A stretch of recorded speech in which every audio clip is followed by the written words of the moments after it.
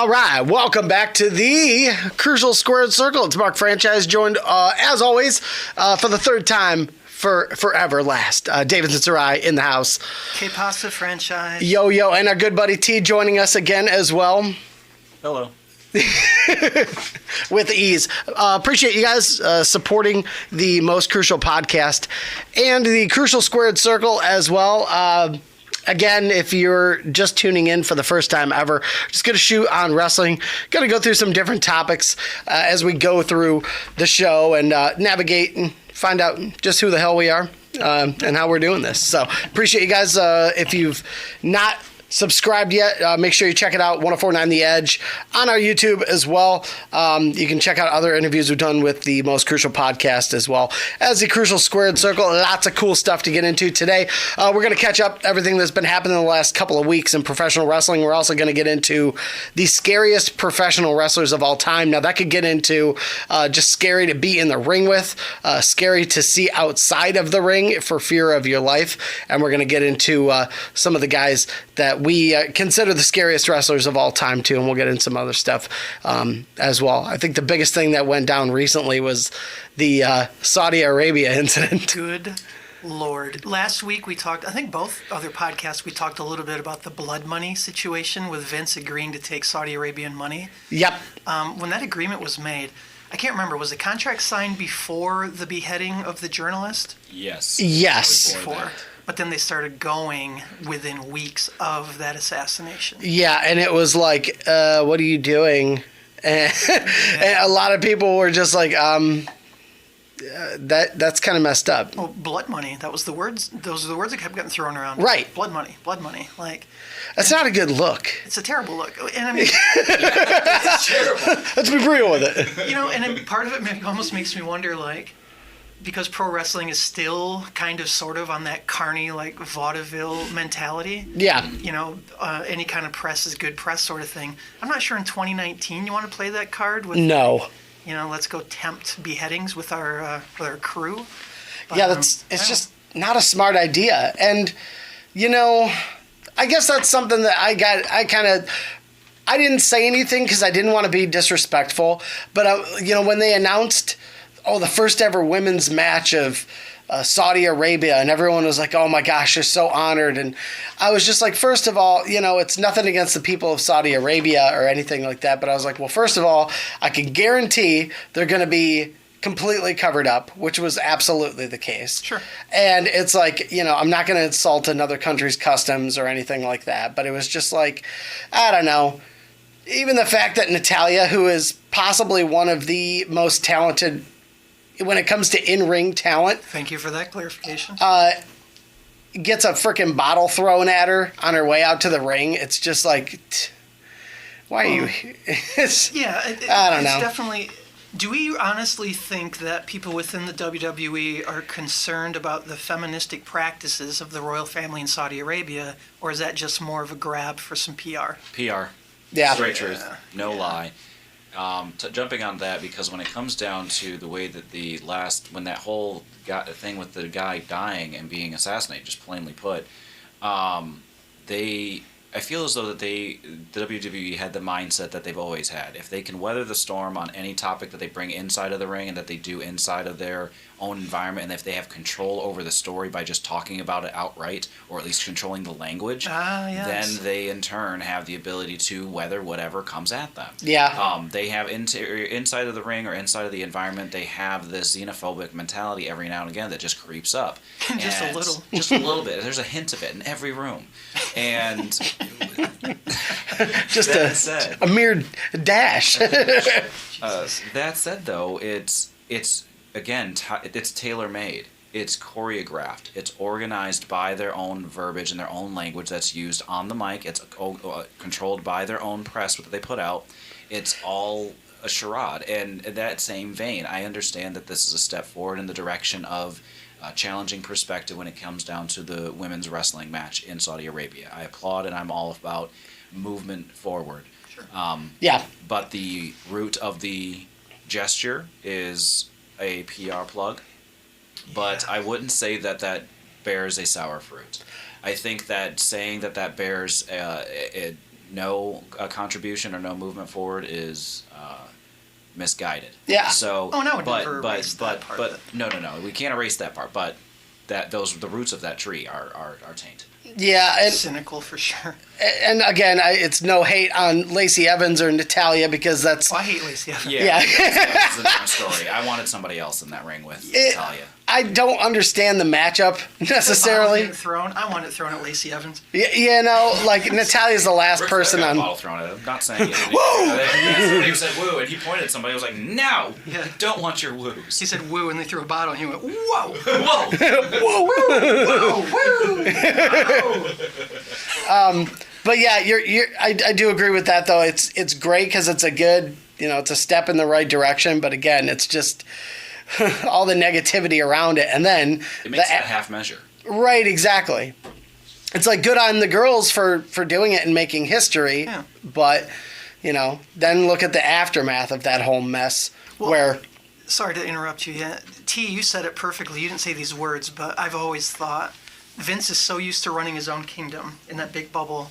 He can literally spin any narrative he wants. And those on the outside, like we see it, we know it. I occasionally feel myself almost being drawn into it just from seeing it and hearing it so often. But he's so used to spin control within his universe.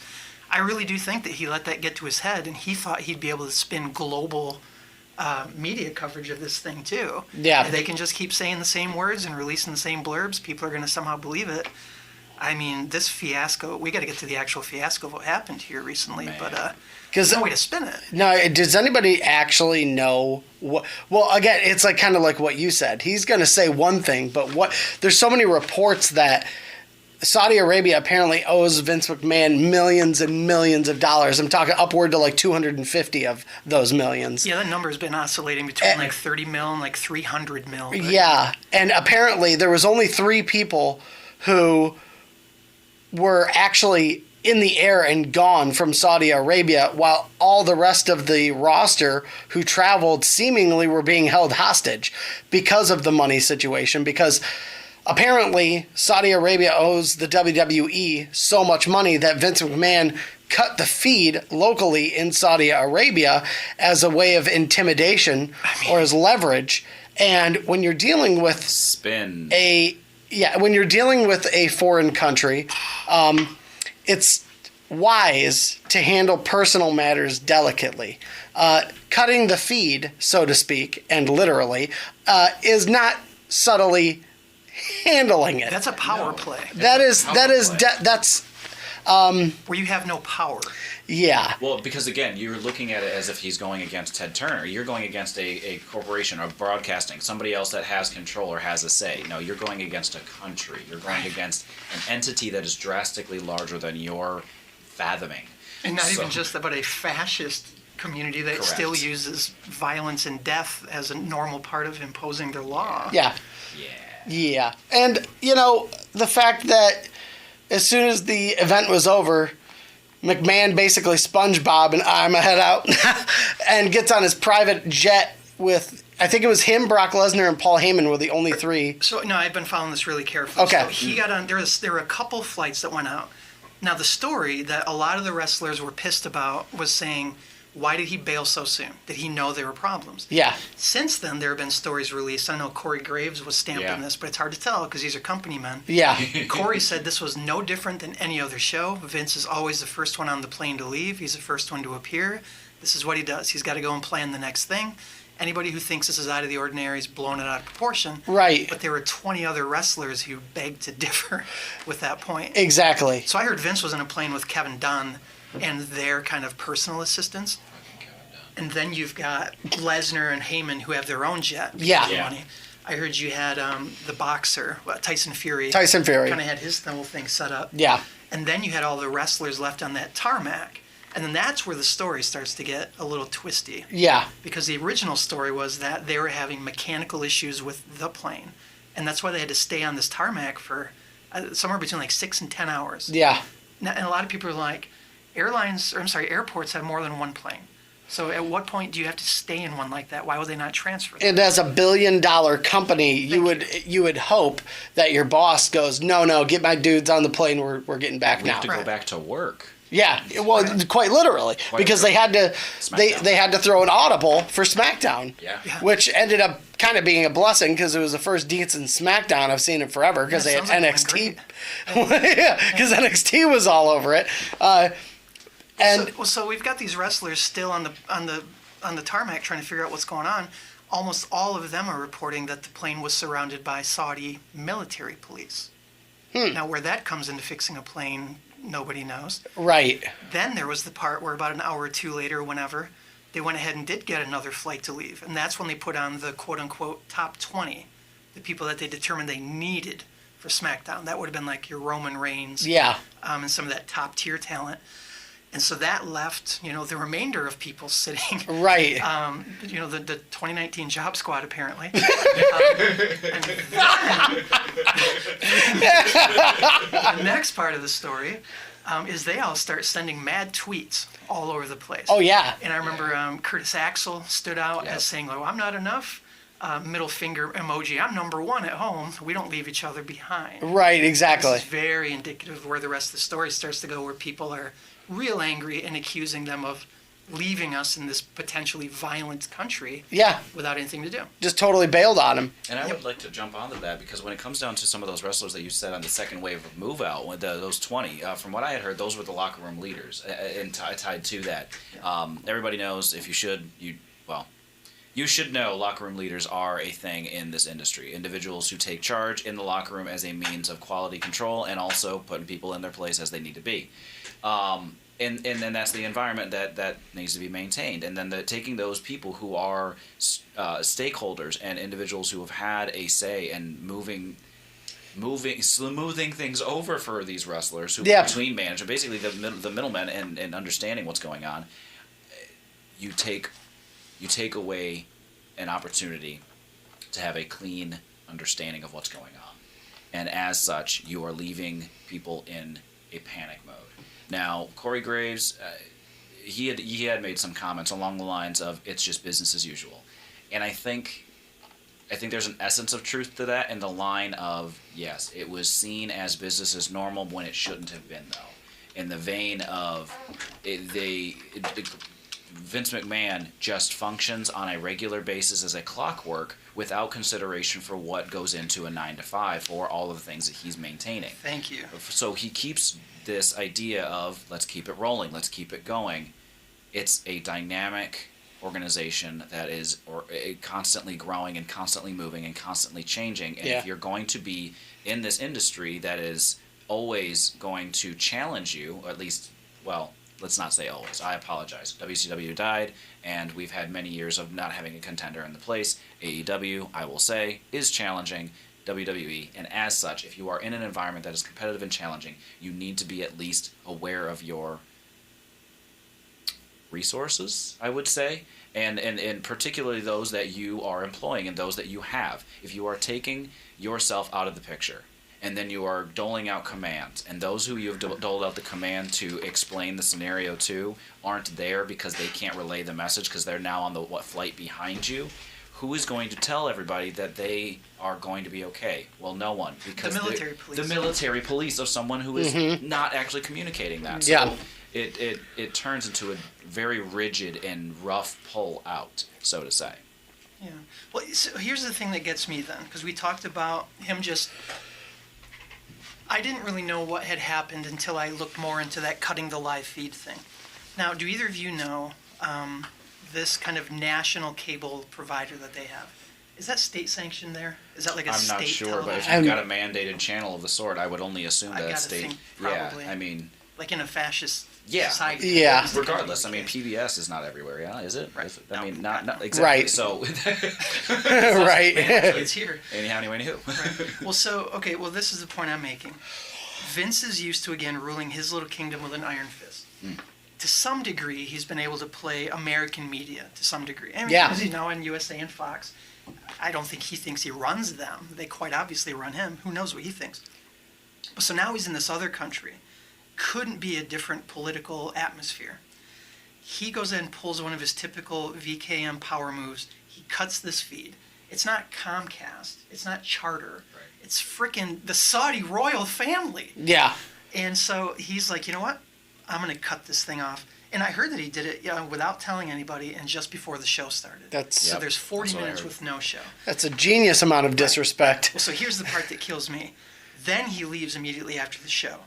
Either he knew he had fucked up and he had to get out of Dodge, or he's so clueless that he somehow didn't realize what a hornet's nest he had kicked by trying to rip off the Saudi royal family. Is it possible to be that stupid? Because he did it. I just don't know. I'm not to square that circle. That to me, I don't know, because I mean, one way or the other, it's terrible. Either other way, you cut it. Yeah, it's terrible. And I would say that the man, yes, is a genius in wrestling business, and I would say he's a genius in some ways that I'm sure I don't know. He's made it bodybuilding.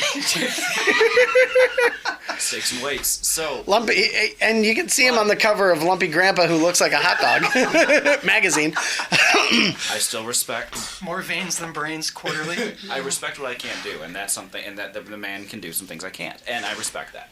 So that said, I don't know. I really don't know. I don't think we'll ever know actually what happened, but I do know, bottom line, straight up, these these wrestlers are sending out massive tweets and they're freaking out and they're crapping their pants, and meanwhile their families are at home fuming.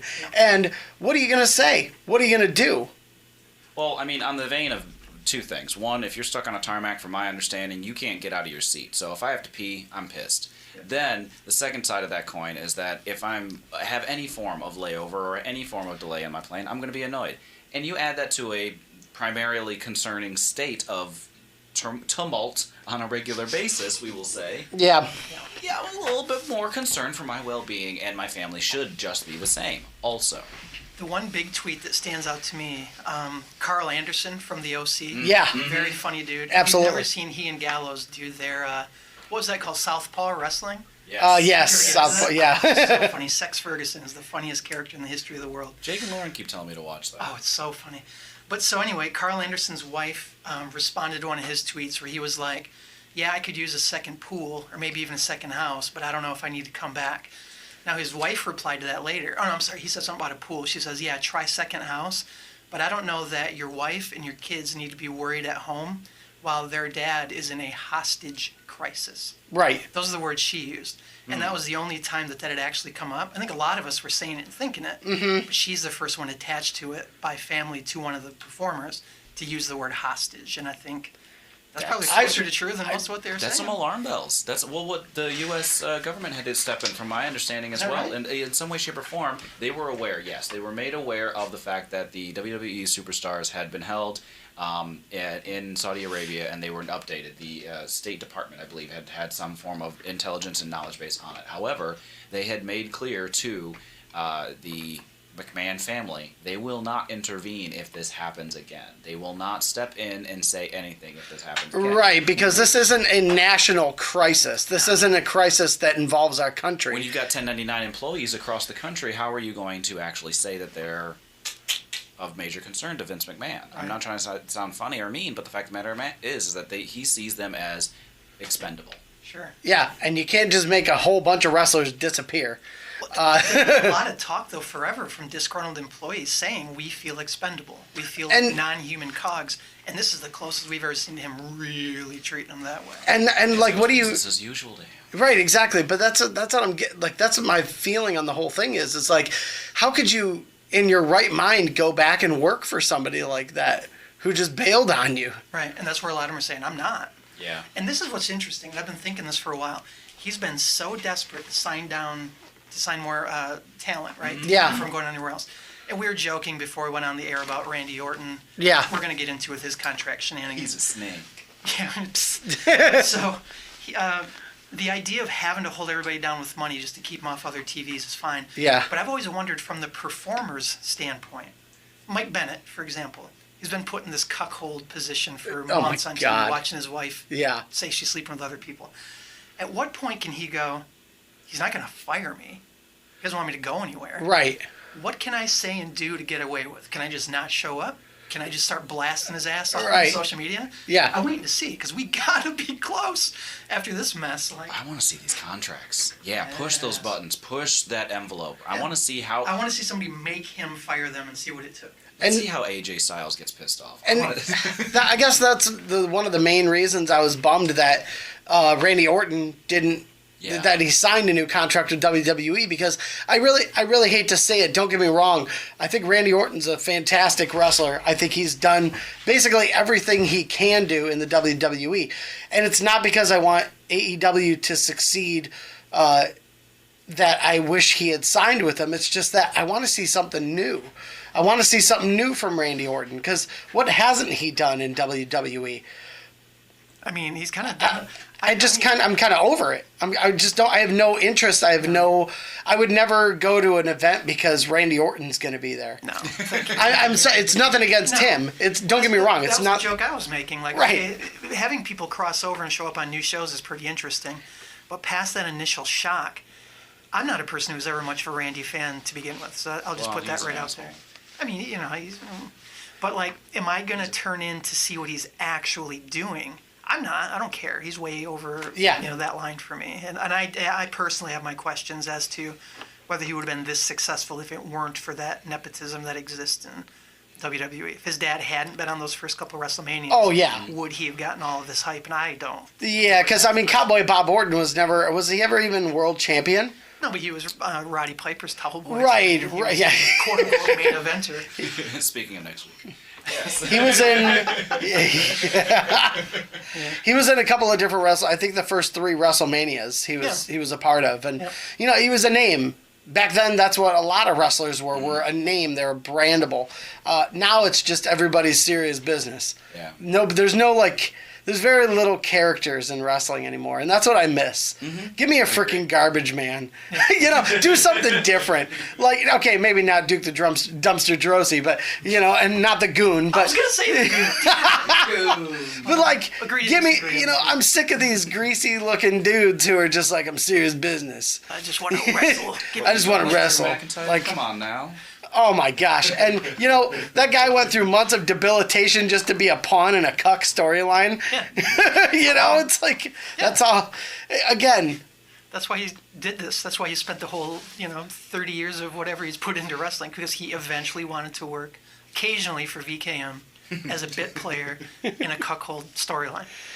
that's living the dream, bro. That's brutal. Drew McIntyre, I applaud you. You're living the life I want to live. Speaking Negative. of characters, I don't want to go too far off the rails here, but Right. can we real quick just touch on everybody's opinions of Orange Cassidy? Because Love to it. me, thank you, Okay. love Orange Cassidy. And again, on the wonderful and happy and positive Facebook page of wrestling fans, I'll get on Facebook in 5 man, months, maybe. man, people on that page crack me up, and I hope some of them listen to this and cry, because people are like, Just go look at the board tomorrow. oh right, exactly. Let me just log in really quick and just let me taste some of them salty tears. First off, again, and that's what I'm talking about, characters, just something different. Here's a guy who doesn't even look like he wants to be there. Nope. And he is one of the most over guys Yep. who doesn't get their penises grabbed in the wrestling industry You don't right know now. what he's doing in those pockets. Frankly, I saw some crazy good super kicks that he gave both the Young Bucks a couple weeks ago on AEW Dynamite. Hashtag shin splitters. Yeah. Man. Total. They almost went to the hospital on that one. Like, Tom, for is real. Tommy Dreamer out of the hospital yet? Because he took those back seen in him. All I In, haven't I seen think, him. that very first pay-per-view event. He limped out of there. It was scary. See. But so, are you saying, franchise, that you're pro freshly squeezed? Oh yeah, absolutely. Florida man. 100%. How do you even describe that? I mean, you did it. He's lethargic. Like he he's doesn't just seem to like care. he's kind of too cool for school, Yeah. and that he just doesn't. Like if you've never seen him before, he's so funny because he's just like whatever, I'm here, and he doesn't look like he rocking a cares. Canadian And tuxedo too, which is badass. oh my gosh, yeah, and he actually does rock it, and Frankly, if I was going to talk about style, ask Gaps. you want to get into Canadian tuxedos. But yeah, dude's just, and it's just hilarious how he'll just, He's got his hands in his pockets the whole time. He doesn't care. He's just chilling. But I think he's a super fan, though. That's the thing I dig about Yeah. it. Is that even though it's tongue in cheek, it's poking fun, well, maybe those terms aren't synonymous. But the fact of the matter is that either way, the fact of the matter is this: is that he is still a super fan of wrestling. He pays attention. He's engaged. He's a part of that vibe, and like you just said, a character. I think there's only one other person who could really. You know what I think, honestly? And Can we guess before you say it? Yes. Finish what you're saying, then let us guess. Okay. I would love to see him in a tag team. Okay? Is there somebody in AEW? No. It's an independent wrestler that has only recently received fame because of videos that have popped up all over social media. And it's because they're two of the most ridiculous wrestling characters I think that are out there right now.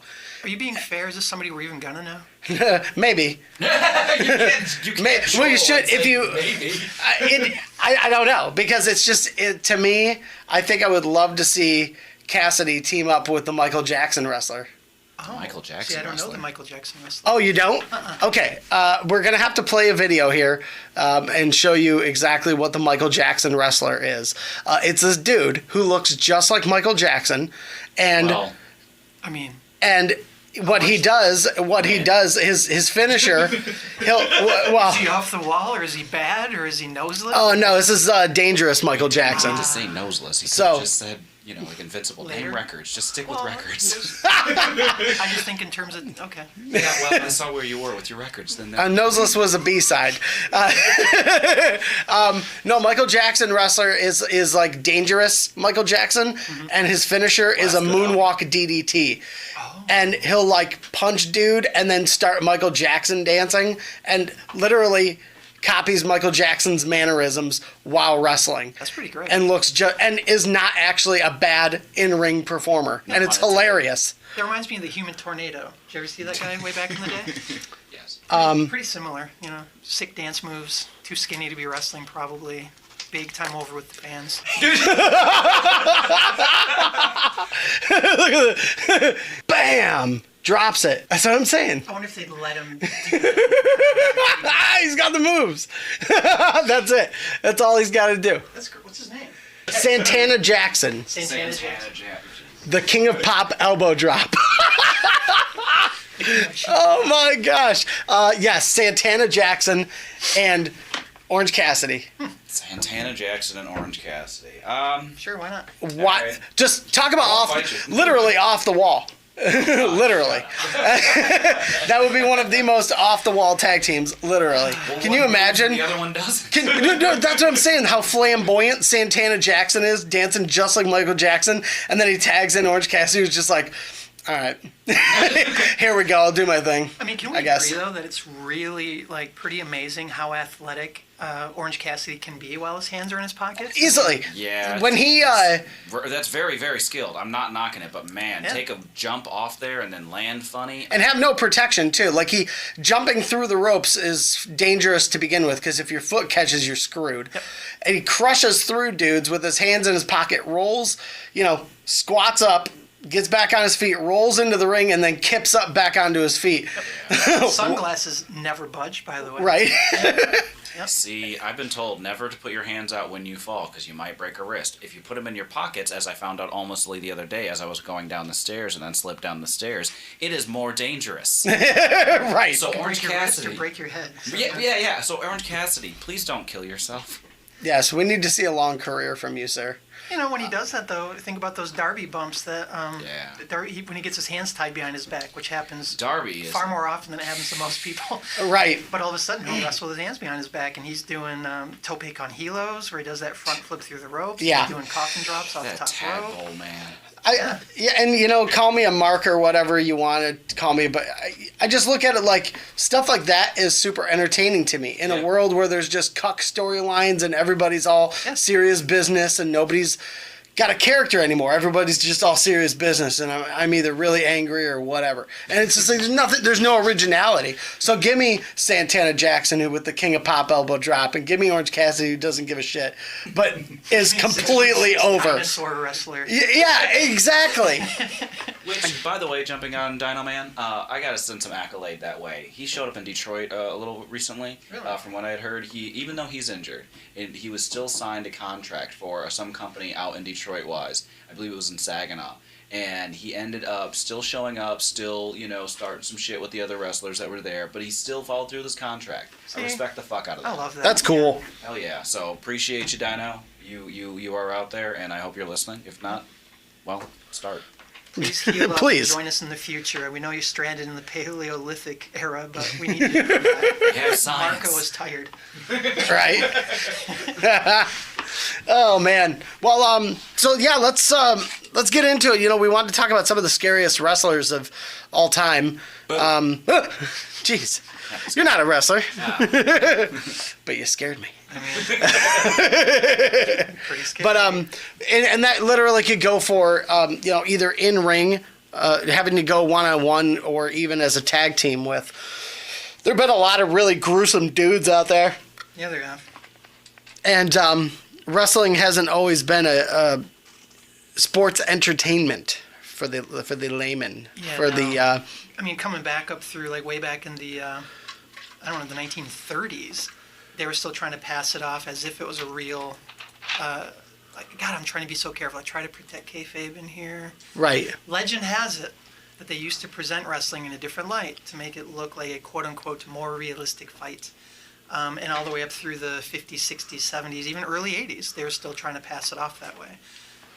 So there definitely is still that vibe of real tough guy stuff to try to convince people of that. Yes. And that's where that big divide comes in between purists and then the Orange Cassidys and the AEWs, where there's no attempt to try to look legitimately tough. That ruffles people's tails. Yeah, I think it does too. But we're talking about those raw bone maniacs who are still trying to convince somebody that they're going to come in the crowd and kill you. And those people are among us. Yeah, absolutely. They exist. Yeah, there's a lot of people. Like you said, from all sorts of different genres, and I think when it comes down to it, it's hard to pinpoint exactly who the scariest of all time is. You can make an argument for a couple of guys. Yeah. And as far as I'm concerned, I think as a tag team, as far as just being intimidating, the Headhunters is one that kind of sticks out to me, because we were actually watching a video of them going head to head, belly to belly, fat to fat, and for real though, just stabbing each other in the head with shards of glass. On a normal Tuesday, apparently. Yeah. Do we know what federation? Was that DDT in Japan? That was. I think it was New Japan Pro Wrestling on the thing on the side of it. Yeah, I think it was New Japan.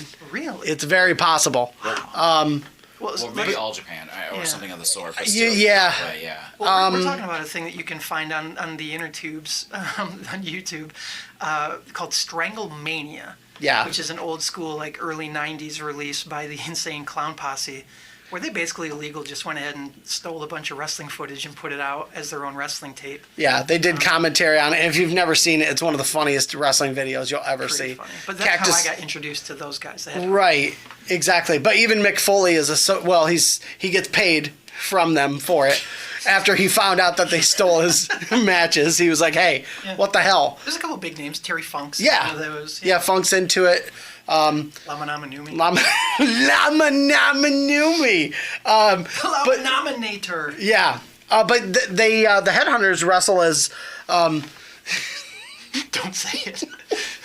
They wrestle on the tape, Ponderosa and Swedenhouse, as they're known in that world. And for real though, just stabbing each other in the head. There's these huge dudes, actually not even huge as in height, just as an overall weight. Yeah. But those dudes were doing moonsaults off the top rope, so they're fearless. Are they twin? Vader to shame. Yeah, are they twin brothers? Yeah, they're twin brothers. How much do you think they weigh a piece? Oh, easily. I mean, upwards to 360, if not up into the 400s. I was gonna say at least 4.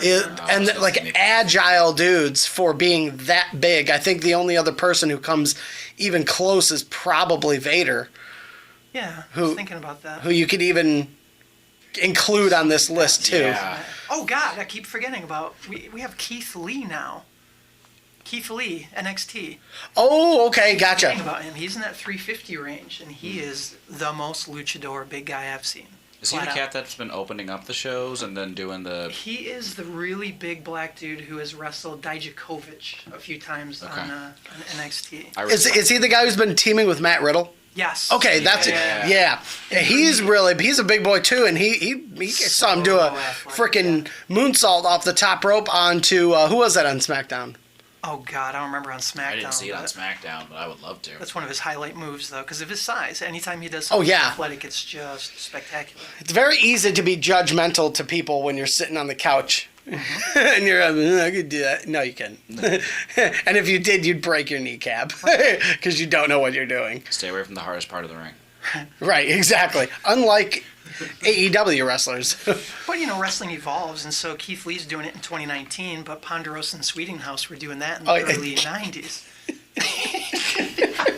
For those who don't know, Ponderosa and Sweetinghouse used to be all-you-can-eat restaurants. It's a real bad play by the ICP. So Yeah. They're still don't judge open. me, just judge them.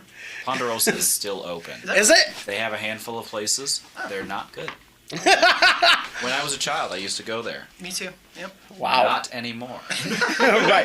Well, we're glad you're still here with us. Yeah, so side tangent about a Ponderosa. Driving down the road, middle of nowhere, Indiana, I was driving and I was like, hey, there's a Ponderosa. I remember eating there as a child. I'm going to go there. And then I went there. And then I got my food.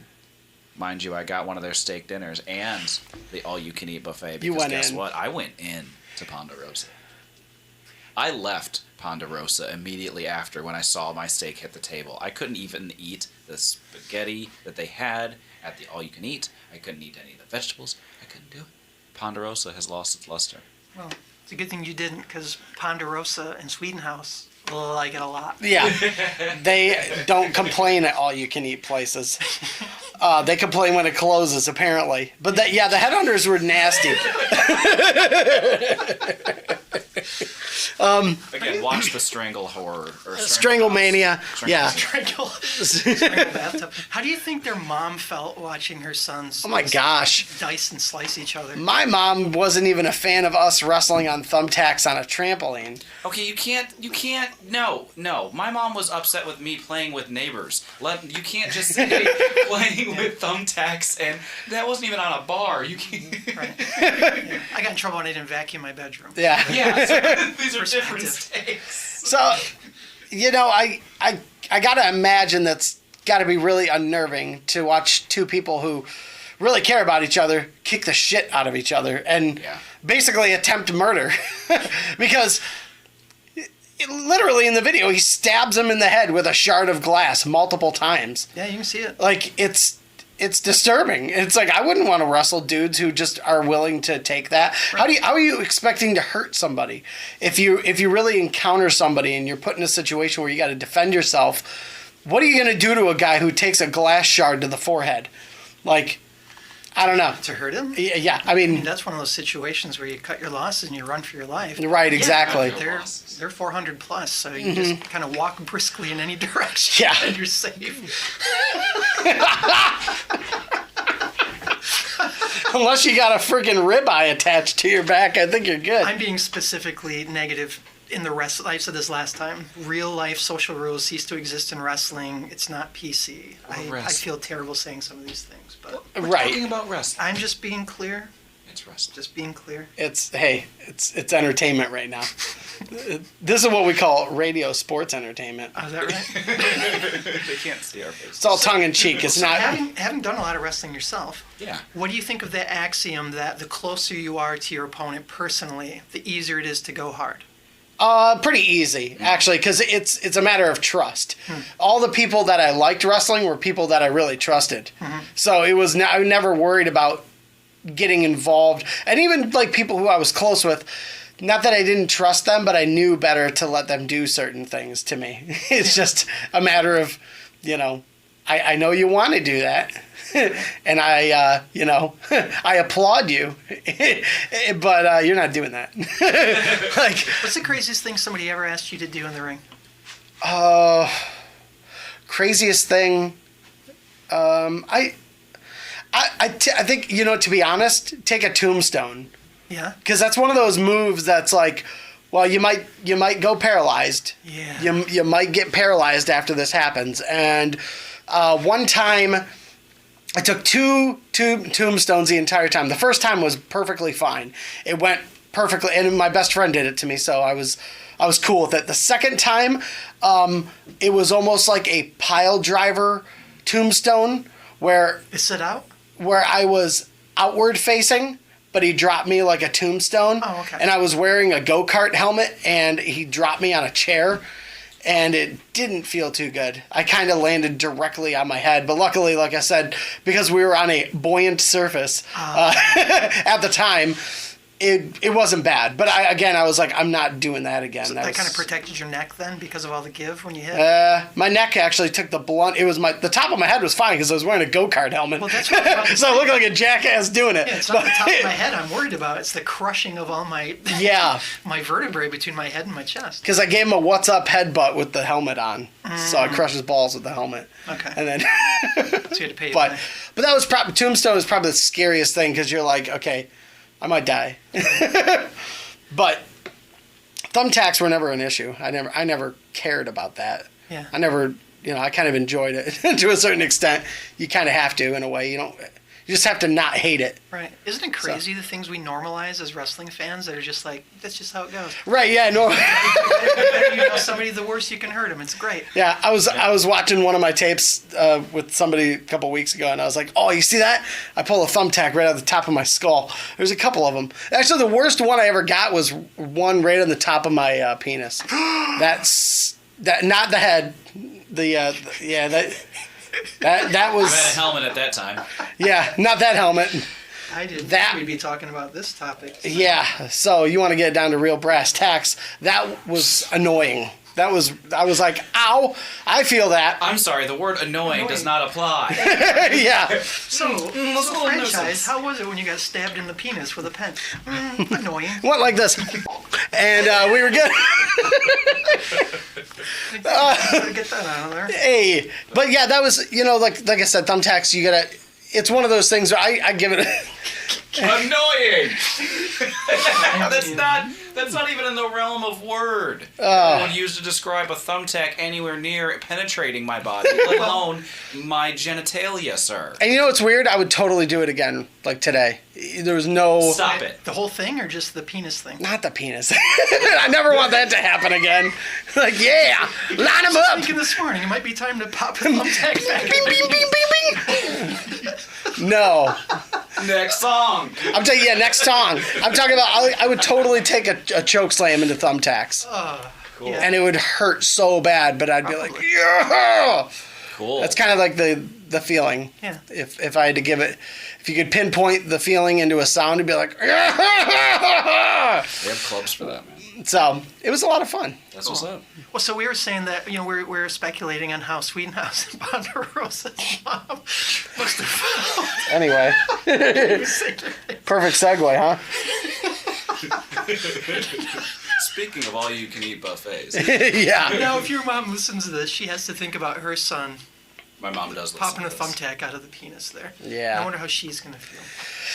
I think I may have told her already. Actually, I think we went into this.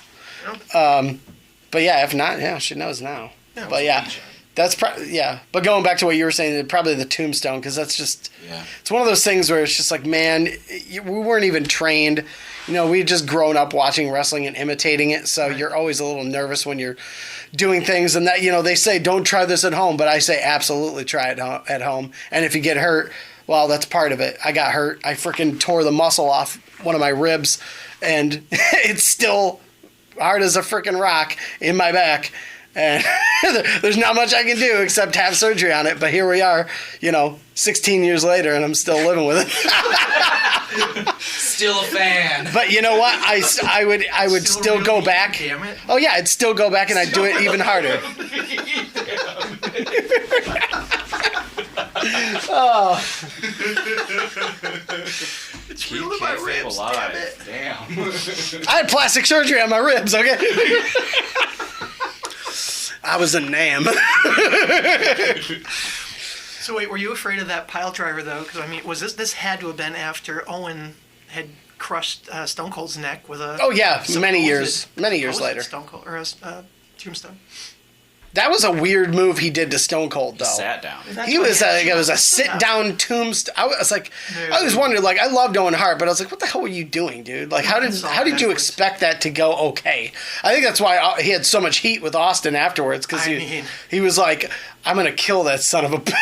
And then Owen was like, you think he's mad at me?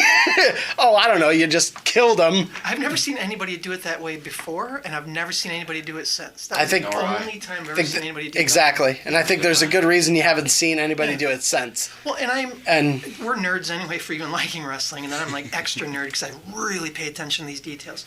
So I was really into Paul Orndorff as a kid. And he was the first dude I saw using a pile driver as the finish. Yeah. And he had that whole jumping pile driver thing. Yep. With his opponent's back to his stomach. So the opponent was facing out. Right. And then when Paul went onto his butt, the guy's head technically hit the ground between his legs, but you land on your shoulders and you can bring your chin towards your chest so your head doesn't have to hit the ground. Yeah. Now, if you do a tombstone, you're stomach to stomach, and the idea is that the person holds you tight enough so that your head doesn't have to hit, but if it does, you're going to tuck your chin into your head. You can protect yourself both ways. Yeah. What the Blue Blazer did to Mr. Stone Cold was put him stomach to stomach and drop, so there was no way to protect himself. Right, exactly. Yeah. And on the replay, I mean, his head was 5 inches. Oh yeah, it's not pretty. He's very lucky. But what's sad about that is that was basically, people forget this and they don't really think about this very often. Stone Cold's career was incredibly short as Stone Cold Steve Austin. Stone Cold Steve Austin lasted roughly 5 years. Right. As a mainstream entertainer, and even in those 5 years, he had to take breaks to have neck surgery. So he made a huge impact in the little time that he had as Stone Cold Steve Austin. But had he not been dropped on his head, I mean, his career probably would have ended a short time ago. Right. Legitimately. Yeah, I don't know. That's one thing that always kind of bummed me out about that is that he, I don't think anybody in this business has ever been as over, than Stone Cold Steve Austin. Yeah, totally. I think in terms of when you hear that entrance, when you hear the glass, everybody would panic. Everybody. Glass for your fat ass. Seriously, I don't think there's ever been more of a reaction to his entrance than agreed. any other. Anytime I hear glass shatter, I look around. Right, exactly. I I'm don't waiting. want my ass to get kicked or a beer thrown near me. I'm afraid of rattlesnakes, yo. I fucking am too. But I think even going back and we were talking about scary wrestlers too, you can look at some of the classics too. Maurice Vachon, that guy looked like a freaking shaved polar bear who would just eat your face. I don't know much about him. That was Luna Vachon's pops. Let's see if I can. Luna. Yeah. Straight true, she's on my list. For real? Yes. Serious? Oh yeah. Really? She is an intimidating, strong woman. And I don't disagree with you. Yeah. Actually, it's very fair that we bring up female athletes as well because Luna Vachon is incredibly intimidating. Yeah. And look at her father here. I mean, this guy looks like he eats raw meat for breakfast. He looks like he eats raw bison. Didn't they call him Mad Dog? Mad Dog Vachon, yeah. But he was he was stacked. Dude was in good shape. When was he on? Was he wrestling in the 70s? 70s, yeah. Okay. He passed away 6 years ago, unfortunately. Oh, that's too bad. But, yeah, he was a beast. Huh? Long life for a wrestler. Well, think about the wrestling style. Okay, no, that's a great point. They weren't all steroid amped, and they weren't wrestling 10 times in 7 days at that era. That was a very different time. You can make a decent living especially in the 60s and 70s being a professional wrestler. Yeah. And it was different back then. It's actually when it came to even like coming off the top rope, very few guys did that. I mean, you're talking about Snuka, you're talking about Macho Man, Ricky the Dragon Steamboat, the Rockers. Those are probably some of the earliest guys to actually start coming off the top rope. Rockers actually took a lot more chances than any of those dudes, but you think back to the classic Snuka jump off the steel cage at Madison Square Garden. Right. Wrestling was very different back then. It was all ground based. Sure. Yeah. When you got into the 80s, it became like a grind. Yep. Like you were out all year long. It's like Jake the Snake always talked about. The body is not designed to stay awake for that long, to exert itself for that long, Right. to deal with that number of injuries that are accruing on a regular basis. So he described it as it hurts to get up, so you take some pills to feel better. You're drinking during the day. You get to your match, you get hurt. After the match, you got to drive 5 or 6 hours to the next place, so you do some blow. Yeah. You get to the place, you got to do some pills and drink to go to sleep. You got to wake yourself up, and now you're in this loop, like right away. Right. And steroids, and all the bumps and physical stuff. Like, it'd be fascinating to take a look at life expectancy for wrestlers who were active in the 60s, 70s, 80s, 90s, and early 2000s. Mm-hmm. I'm willing to bet you that it looks like a giant U. Where Right. lifespan dipped to what was the expectancy? It was under 50. Right. For More- for a while, yeah. like late 80s wrestlers. I mean, let's look at it this way. Maurice Vachon died at 84 years old. Right. Really? I know Stu Hart died. He was close to 80. Gorilla Monsoon, Yep. super old. Classy Freddie Blassie, old. All these classic guys from the 60s and 70s, they're dying into their 80s. Ric Flair. Ric Flair, yeah. Ric Flair, whoa! Yeah. But a lot of those guys, and I don't like to think of wrestlers dying. I would like to hope that some of my favorite wrestlers of all time who have taken some of the nastiest bumps in the world will get to live into their late 70s, early 80s. But that's it, I hear you say. No more than that, right? I mean, at least live a fulfilling life. Yeah, when is that expiration date exactly? Yeah, into their 83rd birthday, and after that, get out of here. Don't get. You're done. Blow up the You're candles, done. take a nap. But yeah, I think that would be an interesting thing to look at. Is those guys, who are dying old, who were big in the 60s and 70s. Yeah. Man, you get to the steroid era and the grind era, and those dudes from the 80s, and you look at it. Yeah. Roddy Piper even called it out himself, where he was like, I can't collect pension until I'm in my 60s. I'm not making it to my 60s. Yeah. And he didn't. No, he didn't. And I'd be interested to see, tied to what you said a moment ago, Davison, is the idea of the influence in that bell curve, but more in the inverted one rather. Introverted is an individual who likes to stay inside. But the inverted bell curve to that, I would be interested to see the influence of Vince McMahon. Like, I want to see when did Vince McMahon take the reins and the territory start to dissipate, and when did that shift in expectation? I think I already answered that question. yeah, almost immediately. Because he was doing WrestleMania 1 within just a couple years of taking over. 85. So that would say 81 or 82 for taking over. Yeah, absolutely. So then, let's see what that year, those 10 years between 80 to 80 or 90, or even that 95 cap off. I mean, if we want to be real dark about it, we could say right now, let's think about the people who were on the first couple of WrestleManias and try to see who's still kicking. Well, Vince McMahon Sr. died in 1984. Okay. So there's your answer. I mean, WrestleMania was nothing. He never got to see WrestleMania. No. So 1984, arguably, is when McMahon took over. Yep. And you look at all the wrestlers who are, again, it's not necessarily a slam on Vince McMahon, but it's also has to do with the kind of personality you are. And obviously I think it was the 80s. I think it was just the time period. A lot of guys lost control of themselves back then.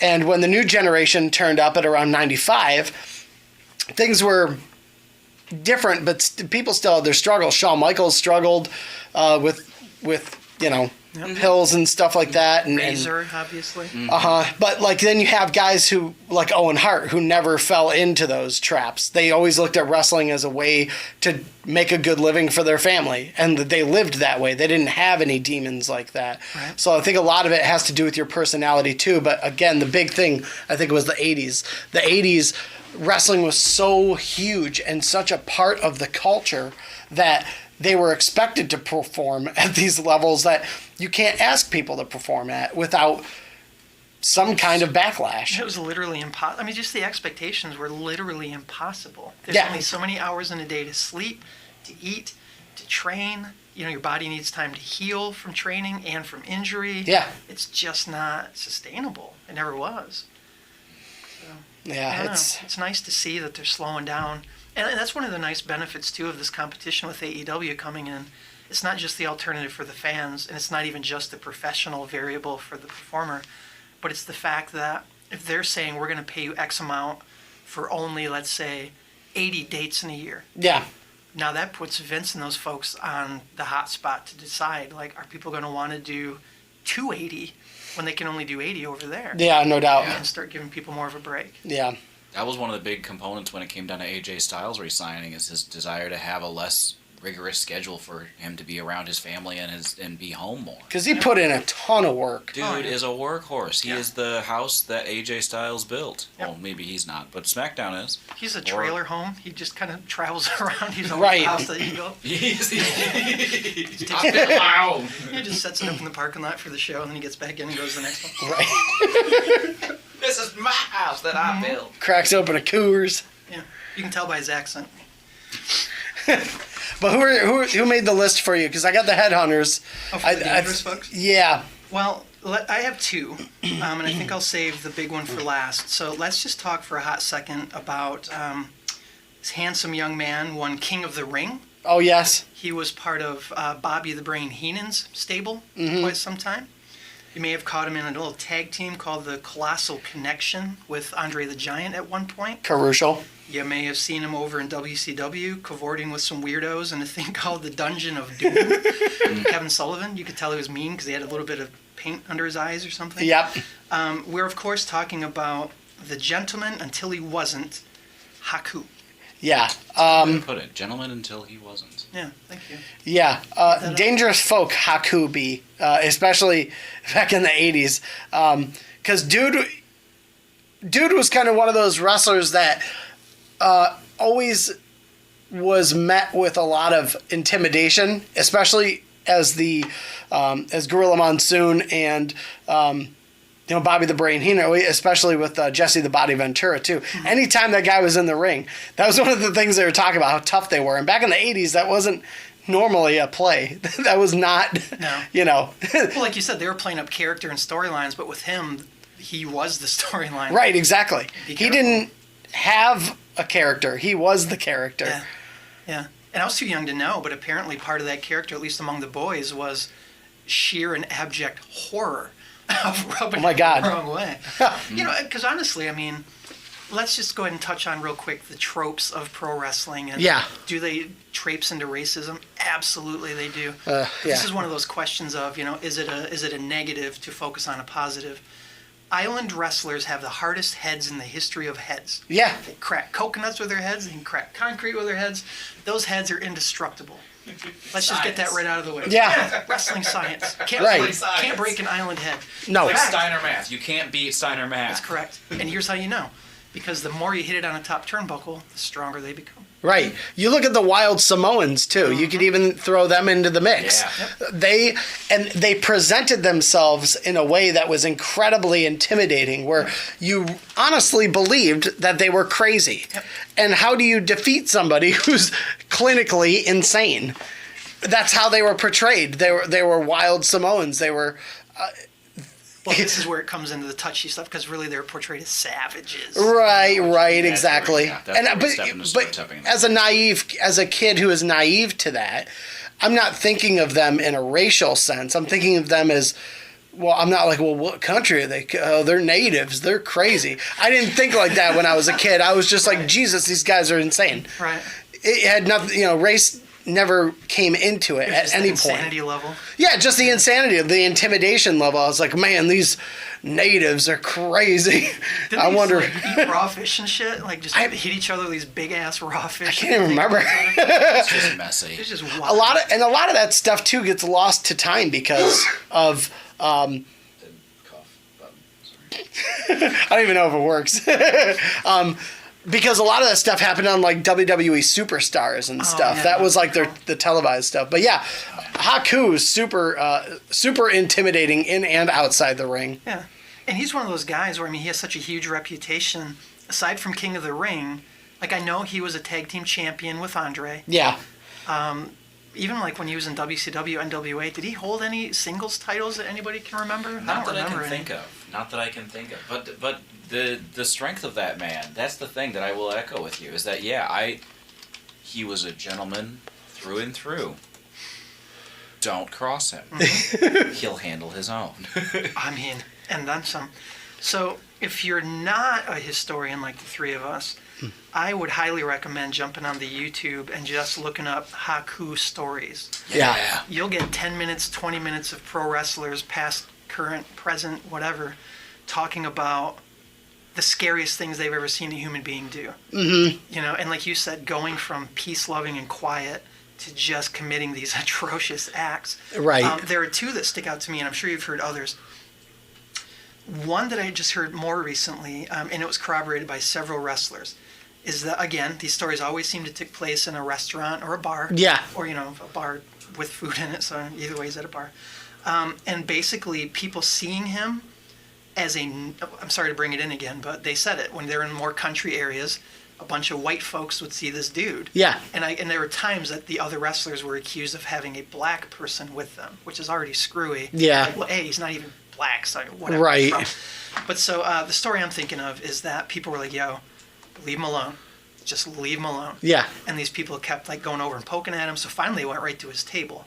And this is the night I heard that he reached into one of these men's mouths with his bare hand. My God. And he grabbed his bottom teeth. Yep. All four of them, by putting his thumb either in his mouth or on the outside of his lip and just popping his teeth out like he was opening a can of Pepsi. Oh. Yup. You heard that one? Yeah. Yeah. No hesitation, no question, straight up took teeth. Yep. Yeah, tooth fairy bitch. Straight up. And I don't know if he put those in his pocket. No I don't deb- know if he handed them to a friend and said give them to his mother. I don't know if he tied them around his string and put them around his neck. From what I I don't heard, know what he did with them. From what I heard, he just set them down. He didn't do anything else just after them. chill? Calmly set them down and went back to what the fuck he was doing. It's funny because Horrifying. the franchise, Shane Douglas said in a shoot interview that one would be better off fighting the U.S. Army than fighting Haku. Right. He's just scary as hell. But he was the NWA Hawaii heavyweight champion.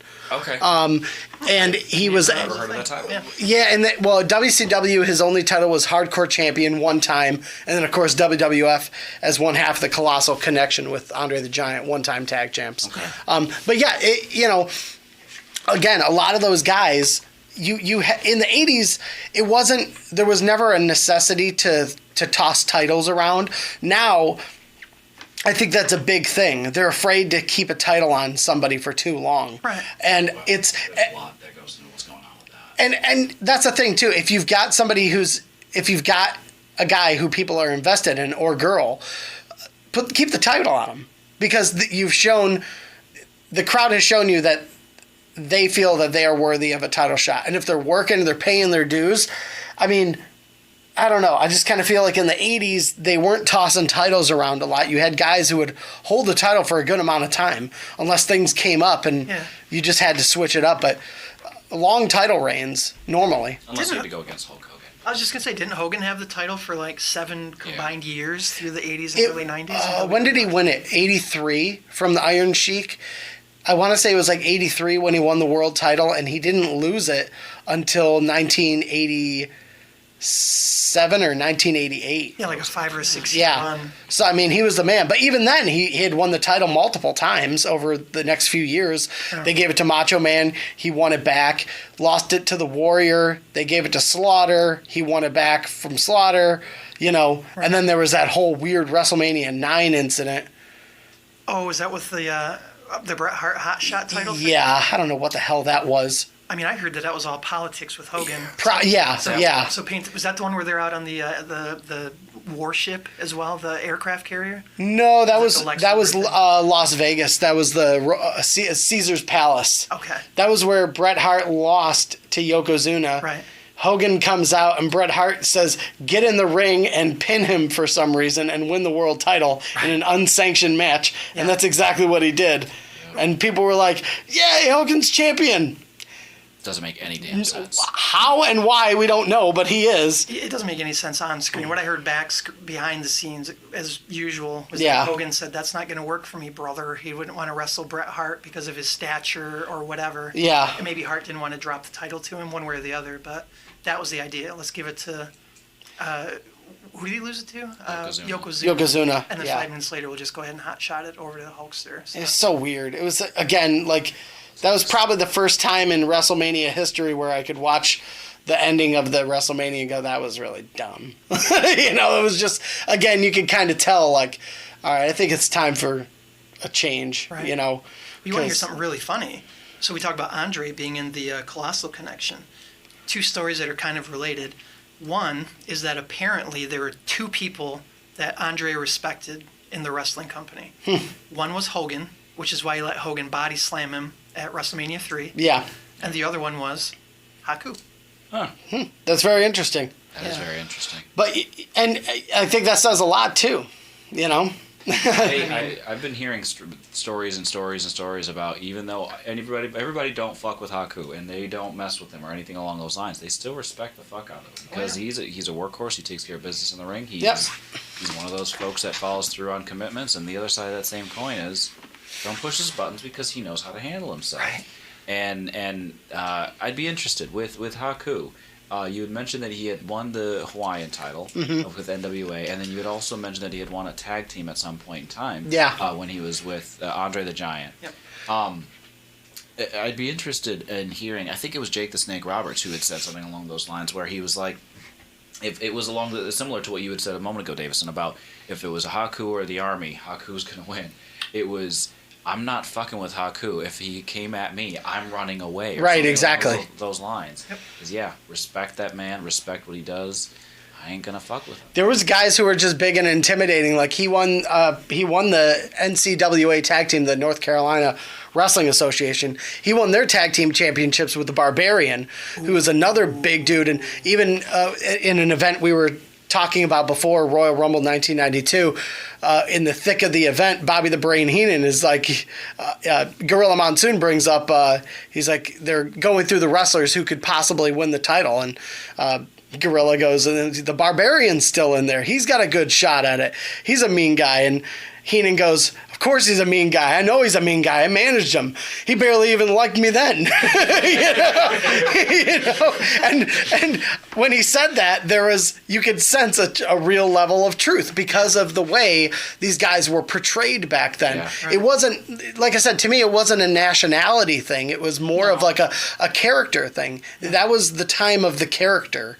And everything about them was believable because you think about it, think about their lifestyle. Hell yeah, they're tough. Look at what they do for a living. Yeah. And he says even he's Bobby the Brain Heenan. I can't remember exactly what he refers to him then, but he's like, what do you think this guy is on his off days? Yeah. He's like, he's a tough guy. He's like, he's not some pushover on his days off. He's mean, Yeah. and that's how you got through. That's how you got through back then. We keep using the word respect. Everybody respected him. Let's just be honest. Everybody feared Haku. Let's Yeah. just go Yeah, right to fear what and it was. respect. Yeah. And here's the thing. When he worked for WCW, and this would have been right up until about the time they were closing. So he was there all the way through that Russo era too, like Yeah. late 90s, early 2000s. Yeah. He wasn't doing anything at that time. No. He was basically a glorified jobber, which is wild to say. But what I heard recently, this is hilarious. The reason he was always with the company is even when they ran out of ideas for him, Bischoff can be quoted on 83 Weeks as saying, nobody was stupid enough to go tell him he was fired. Oh yeah. So it wasn't just on the camera. Behind the scenes, they're like, who's going to, how much does he make? Just keep paying him, whatever. Just keep paying him. Oh my gosh. So yeah, that is as legit as it gets. And so, we talked about the teeth story, yanking teeth out. Yeah. The other real famous one that a lot of people have heard, as far as I know, started the same way. T, do you know? Bar, I think, with the rest of the boys. And somebody got in his face, and he decided he was going to bite this man's nose off. Good Lord. Yeah. And he did. He just ripped it right off his face. I don't know if he spit it at him. I heard he might have handed it to one of his friends. Or no, sorry. It was the cops came in asking him what had happened. And he said, yeah, I bit it off. It's right there. And so they took it to the hospital to go put it back on. Yeah. Oh my gosh. I can't swear the validity of that, but this is the story. You hit a point where you're just like, yeah, here it is. Yeah. Yeah. You got me. You got me. Stick it back on. He's probably the ultimate tough guy, and I imagine your number one pick is Well, who I think it is when it comes to just pure brutality and scariness. Bushwhackers. It's the Bushwhackers. No doubt, the heavenly bodies.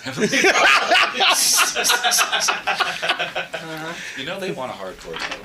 Wait, pause. Speaking of Haku, who did he win the hardcore title from when he was with WCW? That's an interesting question that I don't have an answer to. That's but right. but like Davison was mentioning, it's probably that was terrible though. because WCW didn't have a hardcore title until quite late in their run because they were kind of like they're in panic mode and they're like hardcore title. And it's like no, that doesn't work. It was very much like the 24/7. It was like a C-list. Yeah. At that point. So probably some random, to be honest. So probably somebody who had no business holding what would be considered a hardcore title. Yeah. Probably like Steven Wright or something, or Disco Inferno. Oh. God, don't get me started on. So I mean, I'm talking about one half of the the Gangstas who I talked about last Oh, week really? on the tag team episode. Yeah, I'm talking about New Jack, young man from ECW. That's surprising because I felt like New Jack may be on your list. I didn't know he would be number one though, but I can totally understand Well, why. I'm not ranking them, but he's like my favorite guy to talk about. Oh, no doubt. Just because he's such a bizarre case. Yeah, I'm going to lean on that with the other side of that coin of what you said a moment ago. When you said respect for Haku, as to being echoed in this room, and saying that's fear, those things are. I would say that in that instance, those are synonymous. Those are working together. Those are two hands that are shaking. I don't know if there's a lot of respect for New Jack. Now, I'm not saying I don't, because he will find me. You don't say that. I didn't say that. I'm just saying I that respect the hell out of that man. fear is more the motivating factor to not fuck with New Jack. Because frankly, what's it, seven confirmed kills? 15? He's a little loose 25? about it. He'll confirm 5. He'll confirm 5, where he has the ability to say outright, yes, they were sanctioned, I'm okay with it, they're okay with it. I killed 5 people. Exactly. Yeah, I don't think it gets any scarier than that. Yeah, I mean, fear and respect, I don't know if in this instance fit the bill. Well, let's just go ahead and focus on the fear piece. Then, Okay. shall we? Yeah, The shell. indeed. Here's what I know, and I was putting my list together because there are a couple of huge points in his career that I think tie together. The big one that we're going to talk about was absolutely the mass transit incident, which we've touched on before. Yeah. We'll come to. Do you all know about a person named Vic Grimes who used to wrestle in Yes, WCW? I know the name Vic Yeah, Grimes. I know that name. Wasn't he on was Walking in the- Dead? He was in the Baldies. Oh. Shut Coral!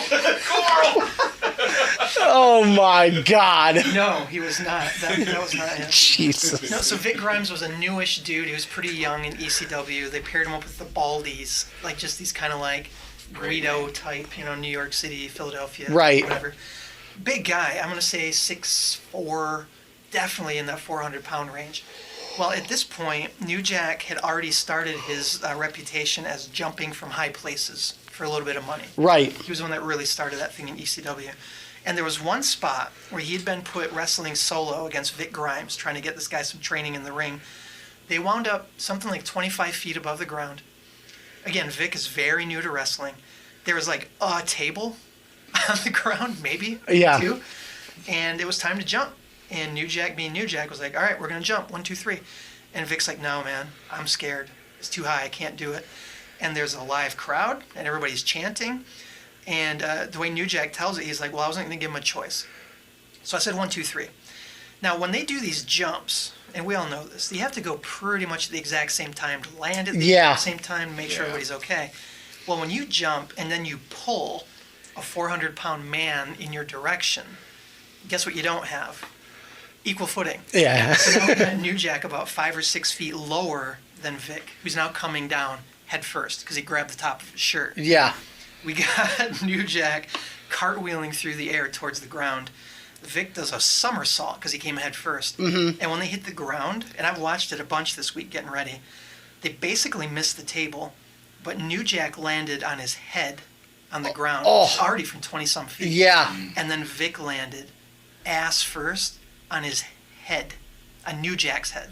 Oh. So they crushed his skull between a concrete floor and a 400-pound ass, falling at whatever speed a 400-pound ass falls at from 25 feet. 13 miles per hour. Thank you.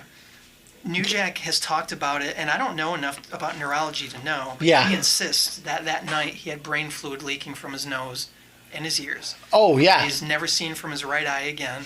That he has these splitting headaches that keep him up at night. You know, all this good stuff. Yeah.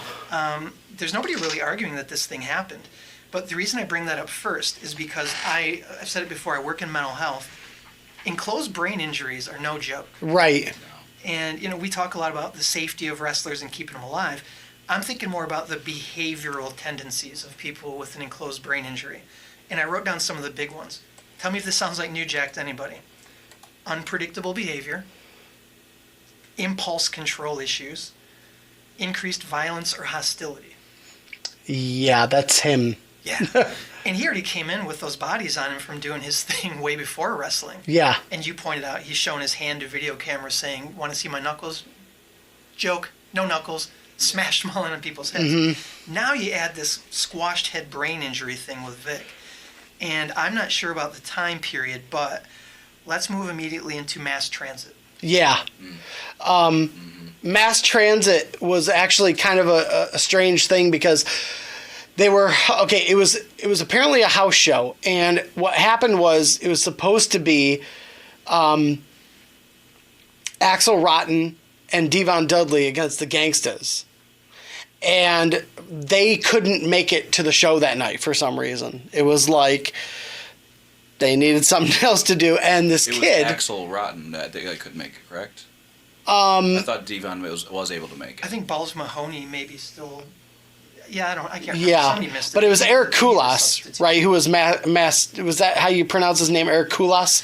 The kid? Yeah, the kid. He was actually 17 years old. Right. And he convinced Heyman that he wasn't a minor. He also He's a had... big dude. He was a Yeah. bigger dude. He had the echo of one of the actual wrestlers on roster as well. Yeah. Well, he died in the early 2000s from complications from gastric Yeah, I heard that. bypass, Yeah. which is unfortunate. Right. But this incident was just super scary because in wrestling, you know, and dipping into kayfabe here, you know, the term blading comes up, and you got to know what you're doing. There's a reason I never cut my forehead open, because I've never cut my forehead open. There's no real way to practice. And yeah, you can't do a few test runs, and that's kind of what happened here. In theory, what was supposed to happen. Well, yeah, because so let's talk about the whole locker room respect piece too. If you're new to any locker room, the way I hear it, you're supposed to come in. You're supposed to be incredibly humble, keep your mouth shut, Yeah. show your respect to the other people who are already established in the territory. And apparently on this night, we had this 17-year-old passing for a mid-20s. I mean, he was like 6'3", big, Yeah. 300 and some pounds, Yeah. who came in and started saying, "Here's some spots I want to do in the match. I got people in the crowd, so I want to get like a heat spot and Yeah. get some moves in." And he's doing this with New Jack, by the way, telling New Jack how their match is going to go. And then he says, "I'd like to get a little bit of color. I don't know how to do it. Would you be willing?" And color means blood. "Would Yeah. you be willing to help me out?" And what I hear is that New Jack was listening to him flap his gums the whole time, was building the grudge. And then basically this kid says to him, "Mr. New Jack, would you like to stab me?" And he's like, "You're damn right I would like to stab you. Right. I will help you." And then here comes the story. Yeah, so he goes to cut this kid open, and he does it wrong, and that leads to almost That's the part that becomes under question as to whether or not it was done wrong or intentional. right. He And says he did it intentionally. Right. He Well, does say he did it you- intentionally. well, you look at the facts too, and you know, maybe this could be contributed to the fact that they're in the ring. They're putting on a performance, so he's not going to break character. No.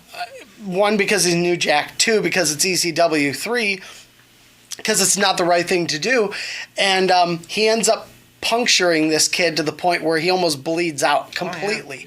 And it gets so crazy that apparently, like you said, he had family in there. Well, his dad was in there, and he was His dad's screaming Yeah. for the audio. He's like, ring the fucking bell. He's 17. Yeah. You know, it's over. And New Jack grabs the microphone and says, I don't care if the motherfucker dies. He's white. I don't like white people. Yep. I don't like people from Boston. Yep. I'm the wrong expletive deleted to F with. Well, Yeah. here's the detail I heard, though. So the question of whether it was done incorrectly or intentionally. You know, I think we talked last time on New Jack likes kind of blowing up his own. Oh, no doubt. a little Yeah. bit. But so traditionally, I think with blading, they would take those old school, like, double-sided razor blades. Yeah. Break it in half so you could have, like, a safe side to hold. and then Yeah, no you could doubt. On one side.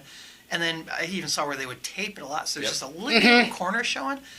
New Jack says that he had a surgical scalpel. Yeah, that's great. And that he taped it to a piece of wood like a handle. So when this kid was ready for color, he held him in a headlock, stuck him on one temple, and just went to the other one and Yeah. unzipped his whole forehead. Oh my God, yeah. Not only went at it once, kept shredding. Was that right? Yes, no, Oh, he didn't. He, from my understanding, is that he didn't get blood on the first cut. He just kept going? So he kept trying, but what that was doing, because your forehead has thinner skin than other places on your body more Yeah. often than not. So you're not going to bleed as quickly. So, or as instantly as you would anywhere else if you get cut. There's something about cutting deeply, too. that you- Exactly. Yeah. Because people who cut the first time, they're like, okay, well, we got to not cut, but with color, Sure. you're going in the route of the first time you go, you're like, okay, well, I don't see anything, and then you just wait a minute, just put a little pressure on it, you'll get there. Yeah. Not that I know, but I'm saying, in that same instance, if you don't get anything the first strike, you're going again.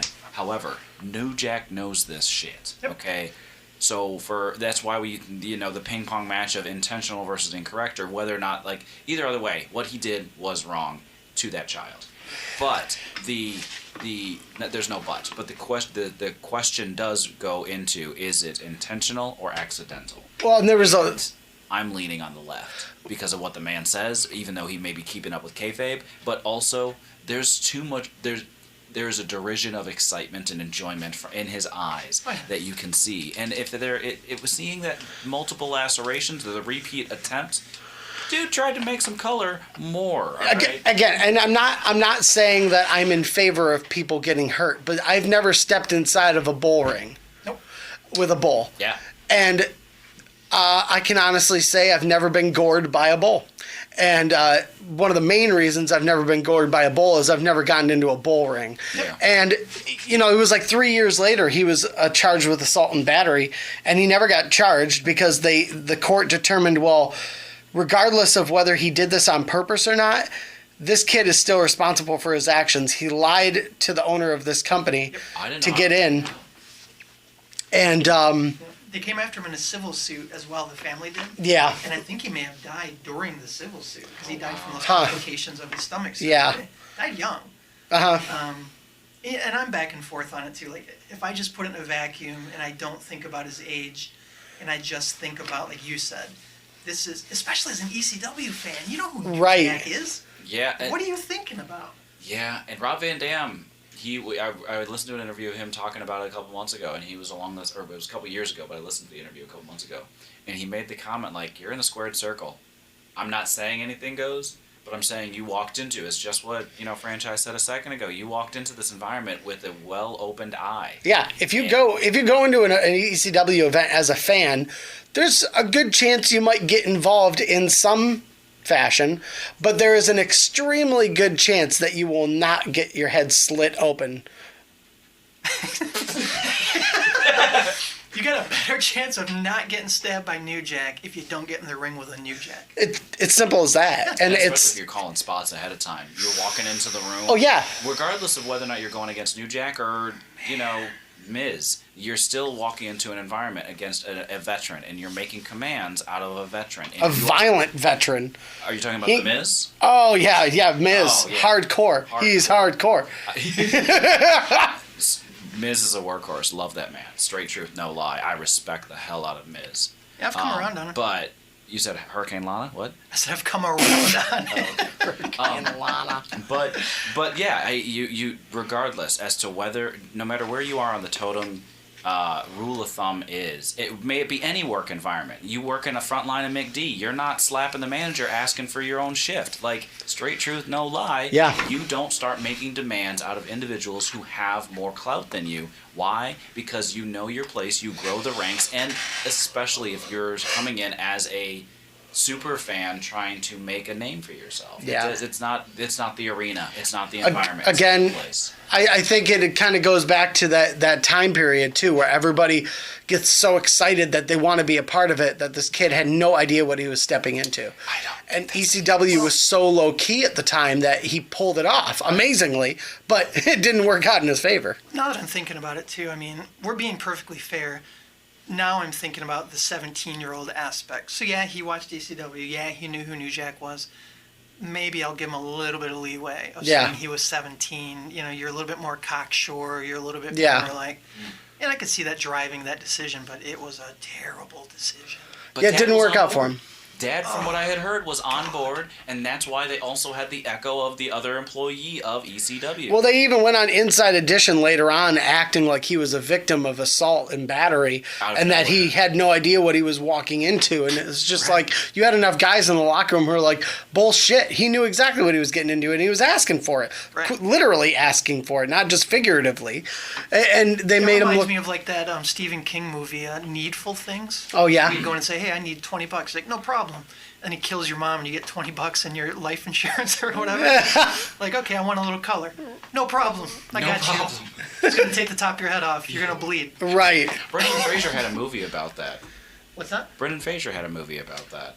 And you got so many wishes from the devil. I think it was Elizabeth Hurley. Oh, yeah, I know what you're talking about. Yeah, good Yeah. movie. Yeah. That's not true. Elizabeth Hurley. I mean, It's fine. Yeah. It's no one seen. I think I remember the cover. I can't remember the name of it, but sadly. I'm Bedazzled? bejeweled. it might have been Bamboozled? So we were talking about the fact that anybody in the ECW arena knows damn well who New Jack is and what he's about. Yeah.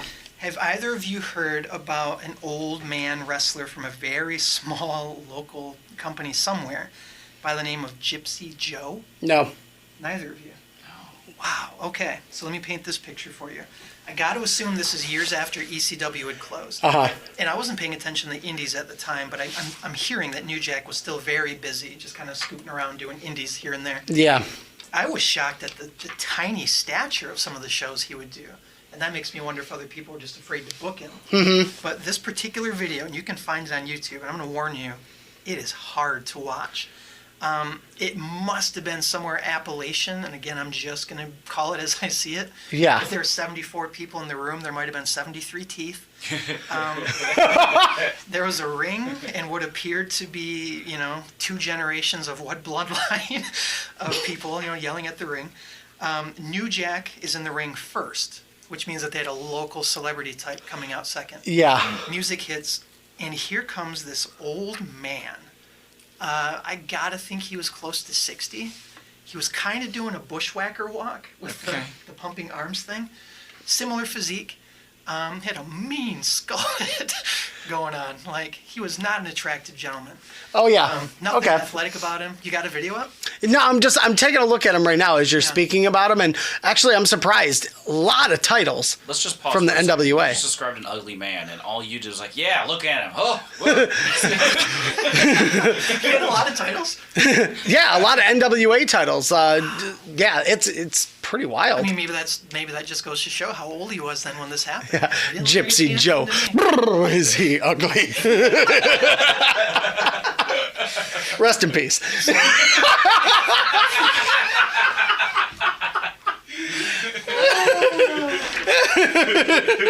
Now, what you just looked up, did it say anything about Gypsy Joe being a hardcore legend? It doesn't even like. There's a video of New Jack talking about the incident, but even scrolling through his Wikipedia page, there's not a whole lot of. There's a little bit about his legacy and obviously about his career and everything. Yeah. But look at all those titles. Look at those NWA titles: 6-Man Tag, Southern Tag, World Brass Knuckles, World Tag. Mid-American tag, Southern tag. Actually, this makes a lot more sense now. That's that you're telling wild. me that. I'm really glad we're talking about this. Yeah, that's wild. And So imagine anybody who's got that level of accomplishment. Yeah. And at his age, that must have happened late 70s, early 80s for him, which again goes back to that legit tough guy yeah, no doubt. kind of era. What this dude attempted to do was no sell everything New Jack did. Oh, Wrong. it's- Wrong decision. And so we said everybody at ECW knew New Jack. I got the impression that not a single hayseed in that building had ever seen or heard of New Jack ever. oh, right. So they were just cheering on Joe. Oh my God. You know, let's go, Joe. And Is that Just- how Joe died? well, No. shockingly, no. So, and I'm going to give credit where it's due. He's New one of Jack five. was absolutely selling some of this old man's offense. Like, he got put in a headlock. He was Yeah. selling it for days. He got hit a few times. He looked like he was selling it. But as soon as he returned, Gypsy Joe would just start doing the bushwhacker thing, like marching around the ring. New Jack let it go for a few minutes. They get out of the ring, and you see the moment it happens. New Jack grabbed a chair, hit him in the back with it. He no-sold it. He then whacked him in the face with it, hard. Holy crap. You can tell, like, whoa, what just happened? Now, the people in the crowd are used to seeing Gypsy Joe, like you're saying, NWA legend, apparently local Yeah. hardcore Huh. legend. No selling a chair shot to New Jack. What do you think New Jack wants to do next? Oh my gosh, yeah, just destroy this kid. He goes for the barbed wire rimmed aluminum bat. Brings it over, hits him in the chest, hits him in the back, as people do. Gypsy Joe no sells it. This proceeds to leading to New Jack hitting him in the head repeatedly with his bat. And I mean, he Oh was my God. going for it. He was still trying to no sell that shit. Now, the hayseeds in the crowd who have been going, let's go, Joe, Yeah. it's getting quiet. Yeah. It's getting real uncomfortable.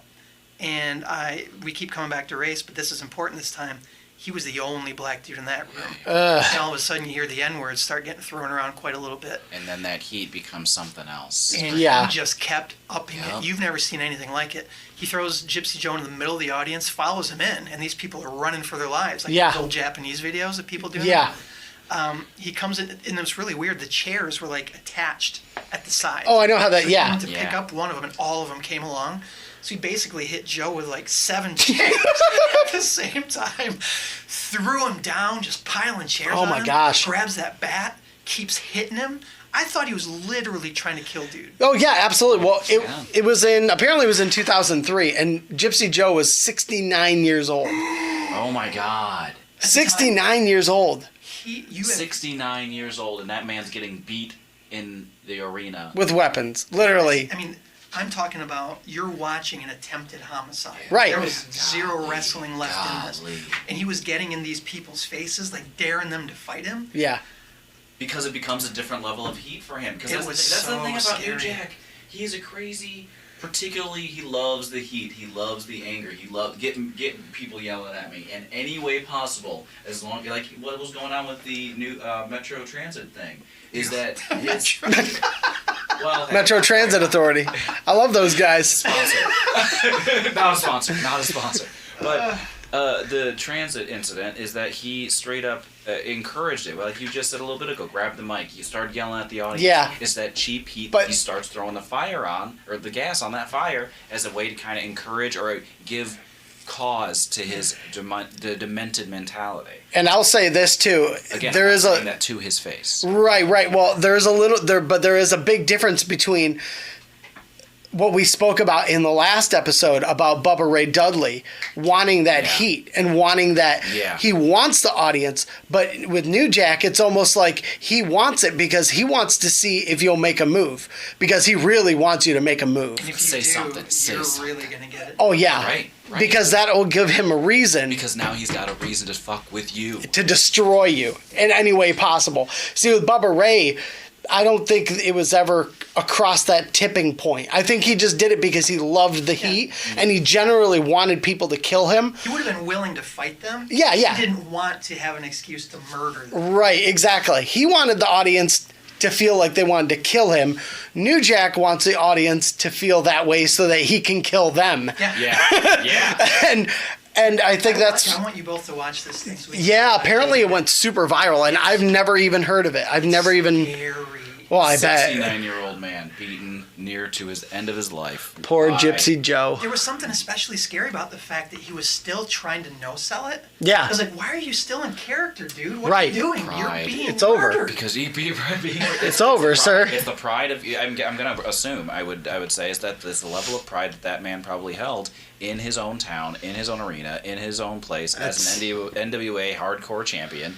I mean, That's scary. He doesn't want to let that go. As the Iron Sheik notoriously said, he got humbled. Yeah. Well put. Well put. Well, yeah, I would have to agree. New Jack's probably the scariest person ever in wrestling. If anybody's interested, Iron Sheik has a picture of himself, and I think he has a signed autograph of that picture in the convention center in Lansing, second floor, facing the southward window.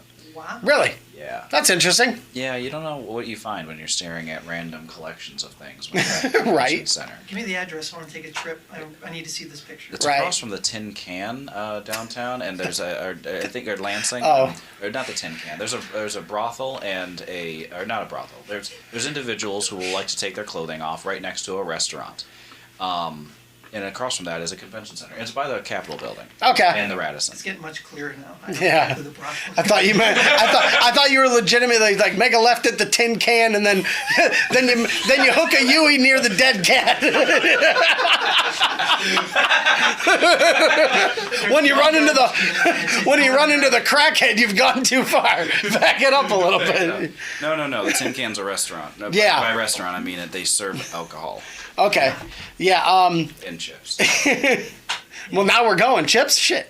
A couple honorable mentions. Yeah. We had one, Bruiser Brody. Yeah. Bruiser Yeah, Brody, no Bruiser doubt. Tragic end of that story. That's another story. Just a rough house, but still a professional too. At the same time. Absolutely. You know, that was one of those guys who is, because of his early death and mysterious death, he's become a legend, which really, again, when you talk about wrestlers who died early, interesting to see what would have happened if they had continued to live. And He was a Yeah. guy that Hogan said he would have liked to work at some point as a monster heel. oh yeah, Really? He never got a chance to get up there. Huh. Yeah. I could see that. WrestleMania, the guy on YouTube has a pretty cool documentary series called Behind the Titantron, and one of his things is the story on Bruiser Brody. Yeah. Definitely give that a 20-minute listen. Yeah. He was, I mean, for those who don't know, he was legitimately murdered in Yeah. a locker room in Puerto Rico. Yeah. yeah, He was down there wrestling for Mil Mascaris's company at the time. And the way I hear it was that he was a lot like Stan Hansen when Stan Hansen would go into Japan. Yeah. Stan Hansen was another one. They just knew their reputation was based on being scary. yeah, And so they would go in and just act like a maniac. And I don't know how much that went on behind the curtain. But the story is that he was pulling some of those shenanigans with the wrong people in Puerto Rico. And he wound up getting stabbed to death in the shower, you know, in the locker room. yeah, totally.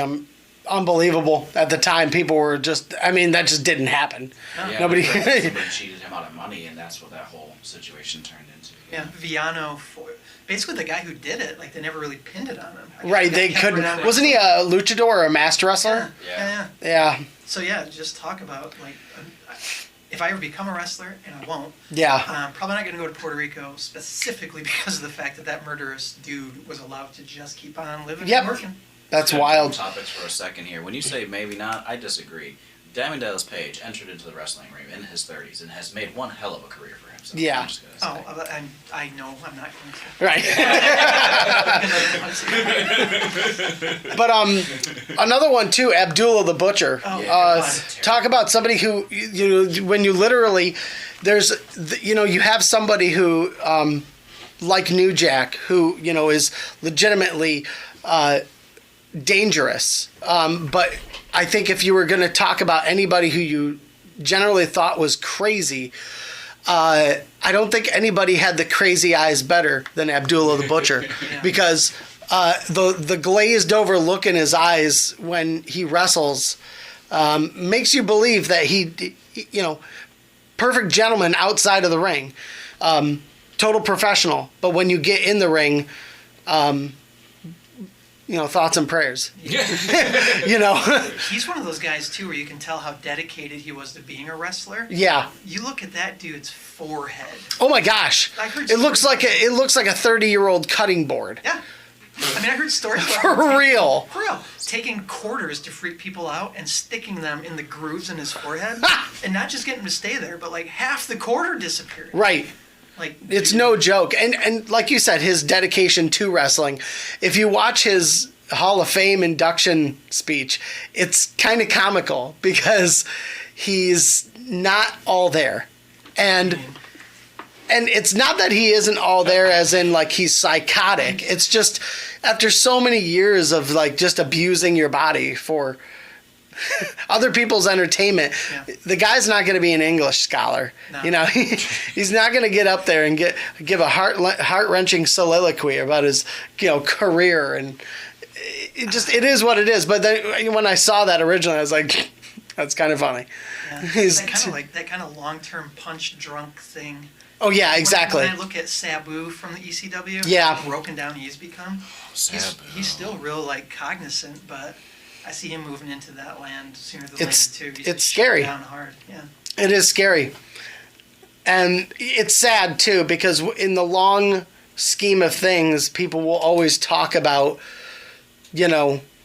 the body slam at WrestleMania 3 or, all these big WrestleMania moments in wrestling. And man, some of the craziest moments happen in the ACW arena that are just going to get swept under the rug, unfortunately. Yeah. And it's sad because Business as usual, but it was not usual. no, it wasn't. Something really special was happening in that arena. And unfortunately, those guys are now paying the price for that. But, at least we're around to appreciate it still. There's, like I said, wrestling has never been a pretty sport. It's always been rough, and they're trying to pretty it up now because they have to save face, but it's not good pretty. No. It's not entertaining pretty. And some people like it because they like it wholesome. They like it family friendly. And I don't know. I just kind of, I want it to get back to natural. I want to get it back to it feeling natural. That's why I like All Elite. Yeah, feeling natural. I don't feel like anything in WWE right now is very natural. I think everything is so over-scripted. You can tell that they're putting on a stage performance. Right. And Well, and interestingly, that's what a lot of people critique is on AEW. Is they say it looks too much like ballet because they're helping each other set up for Right. moves and stuff. I mean, if they're going to be helping somebody, I'd rather you do it at top speed, at, high velocity, not doing it ultra slow motion. it's like, have you ever watched wrestling? That's always how it's been. Well, it's just about having a certain flow to doing it. But I would say that it's on two sides. I would say that it's on two sides and two fronts, in the vein of which the moves, as well as the way in which you handle yourself on the mic, or at least the way in which you flow in charisma as yourself, Yeah. is because, like you had said, everything is so scripted with WWE is that it's the point in which it's paralyzing these individuals of creative freedom and being able Right. to speak their own piece or do what they want to do. And yeah, that is so scripted to the point it's paralyzing them. And- But then on the other side of that, you've got AEW, who is free on the mic and giving them just, hey, go speak out there, MJF, do your thing. But the wrestling moves are set up, so they are a bit more choreographed. So it's an ebb and flow. What do you want? And I would lean on the idea of I want it at high speed, and I also want you to be able to speak whatever you want to speak in a way that gets me entertained to grab my attention. More And- authentic. More Right, authentic. and- And there is a bit of mess to wrestling. There always has been. It's a little Yeah. splat. It's not a neatly colored in the lines choreographed material. Yeah, choreographed. Shut up. But the fact of the matter is that. Well, okay, let's be real about it, though. People who are like, oh, I don't like AEW because it's just somebody setting up for another move, and it's like, okay, but, like, we're talking about a sport where somebody pulls on someone's arm and then they voluntarily run to the ropes only to come back at their opponent to get hit. Okay, so, like, Thank you for saying that. This is an opportunity to shit on Jim Cornette for a hot second. yeah, Hey. All he ever wants to do is talk about people blowing kayfabe. yeah. He wants to talk about the people in AEW not looking like athletes, making fun of them and all that. He's most known for the Midnight Express, which included the body Adonises of Bobby Eaton and Dennis Condrey. Yeah. They looked like car wash managers. I don't know if either of them ever picked up a weight in their life. except Right. for Car wash beer curls. managers? It's a very At specific... best. I know. No, that was intentional. Right. I pre-planned that because that's exactly what they look like. I know what I'm talking about. So, and then who was it beyond that? Big Bubba, who was Right. a fantastic wrestler. He didn't look like an athlete. Like, Right, exactly. All of these critiques he makes are just coming from this point of people who have some idealized version of what they think wrestling was supposed to be. Yeah. Which is always past tense. And then they want to gripe that the new thing is blowing it. When in fact, if they are, they're not blowing it in any special way that he hadn't already blown it 30, 40 years ago. Yeah. It's like The Undertaker. Everybody loves The Undertaker. And people who love The Undertaker will, with no irony, say, these other wrestlers are making wrestling seem unrealistic. Right. You're talking about a Undertaker. A zombie. A dead man. He's been a zombie for 30-some years. He's been a zombie. Sorry, though. Wrestling's real. Yeah, completely. But here is what's real. This was the last one on my list. We talk about Vader in this room quite a little bit. Vader, Fans of man. Vader. Friends Yeah. of Vader. What do we know about the fight Vader had with Stan Hansen in Japan when Hansen popped his eye out? Oh, crap. Yeah. Oh, my gosh. I completely forgot about that. I have not. He has not. No one has. Vader come in hot, and this is my thing. He was a college football player. Yeah. I think he had that mentality that Lesnar had about, now I'm in a fake sport, but I'm going to try to be a real athlete. Right, exactly. Stan Hansen was a real wrestler, still real wrestling. And word is that he punched him in the head so hard, his eye literally popped right out of his head, and he had to shove it back in. Oh, my Yep. And he gosh. finished the match anyway. Two You can find hooks. that one. You can First find two it on YouTube. fingers. Yes, he did. First two fingers. Folded it in. Started with the, you got your index and your middle, and then he started off with the very bottom of that knuckle. So he was starting at the inside of his eye, and then slowly pushing it back in, leaning, like rolling his hand away from his face with the index and middle resting on his brow. So he just like pressed forcefully with his hand towards his head and rolled out. Yup. I don't Nope. know. Power to that Vader. I tell you what. Franchise, you didn't practice cutting your head, and I'm quite certain Vader never practiced poking his eye back in his head. But he figured it out. I mean, Oh, my gosh. Yeah, Vader was on Boy Meets World. And I was just about to bring that up. My favorite show of all time. Hey, don't you talk shit. But no, and Vader was, again, a former world champion, WCW heavyweight champion. And then he came over to WWF, and it was kind of like, again, gimmicky. Whereas in WCW, he was legitimately believable as heavyweight champion. I loved the way they booked him in WCW way better than when he was in WWF. they let him be really violent. Yeah, and it just, again, His you hits could, mattered. yeah, That was the but thing. They mattered. but he was always talented. He was always talented. Again, a guy doing a moonsault off the top rope who's nearing 400 pounds. You got to give it up to somebody who's willing to take that risk. Who was his manager? James E. Cornette when he was in WWE. There we are. Yeah. All Yep. the way around. So, but yeah, definitely, Love the you fruit, know, hate the tree. you got to throw, yeah, I mean, I don't say that about corny. I mean, there's some things I have qualms with, but I right. don't like corny. yeah. But yeah, there's been a lot of guys in wrestling and women, obviously, as we've discovered that it just Luna. it's scary. Yeah, Luna and Luna is is up there. Yeah. She was always in Aja character. Kong. Yeah. Yeah, Aja Kong, Luna. I will harp on Luna. Luna has always been someone that I have found a great deal of respect for and fear of. And then, but in that sense, I would say with Haku, maybe not the fuck with on the side of the road, but more so in the sense of in the ring, doing their thing, intimidating persona, allowed to use that character to eat away at other people's strengths and talents. Two instances that I think kind of watered it down, but didn't. One instance that watered it down, but one that completely took away my affection and love for Luna. One that watered it down was the relationship with Goldust. I'm a very, very big fan of Goldust. No ifs, ands, or buts about it. Always will be. Always will be. One of my favorite wrestlers, one of my favorite personas through and through, throughout the whole entire iteration of it. It's something that I admire and I like that persona and that character. And that's why I will always follow Dustin Rhodes and I will very much appreciate his work. The other side of that, except for Seven, the other side of that is Luna when she was with that posse of the weirdos. Or Oh yeah, the oddities. The oddities. And you know what? ICP performed the Oddities song at Hallowicked on Halloween. Is that right? That was like the second or at your third. show? Okay. Yeah, the second or third song they started playing the Oddities entrance music, and I was like, yeah! I was covered in Faygo. I was like, this is freaking great. awesome. I was not expecting that. But yeah, the Oddities, Yeah. again, a perfect fit for all of them. Yeah, we- To have her there. Yeah. Again, like you don't want to mess with her because she'll probably stab you with anything that's nearby, hard and deep. I liked her.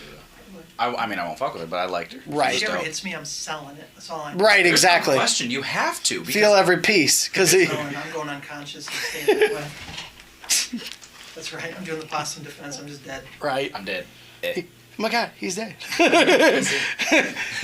Well, we're gonna get into another topic next week. I'm going to talk about some would-be champions and woulda, coulda, shoulda throughout the round table here, so to speak. We're going to talk about people who either never held a title and what title they should have held, in your opinion. Also, intercontinental champions who were never world champions. There's a plethora of those in World Wrestling Federation history. Also, WCW television.